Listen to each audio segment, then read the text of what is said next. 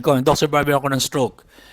Mukhang hemorrhagic stroke to. Sabi niya, putok case daw. Meron bang nakakabalik ng normal? 11 years na akong case ko. Sana mabasa mo. Wala po. Wala po nakakabalik ng normal.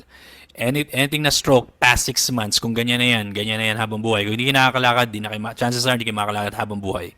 Basta lagpas na ng 6 months, it is what it is.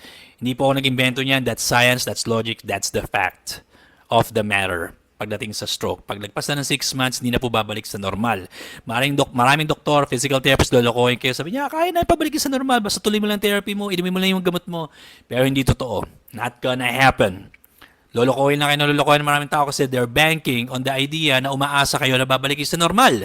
Na hindi na nga mangyayari. Sinasabi ko ng diretsa, sasabihin ng iba, magagalit sa akin, hindi ka naman Diyos. Yun nga ang point. Hindi ako Diyos. Kasi kung Diyos ako, hinipal lang kita, magaling ka na. Gets mo? Yun ang realidad ng buhay. Pag na-damage na ang brain cells mo, mawawala na yung mga brain cells na nagkokontrol sa kamay, sa legs, malalanta na yung kamay, malalanta na yung legs, mga paralyzed na yung tao, chances are hindi nababalik sa dati past 6 months ng stroke. Aight?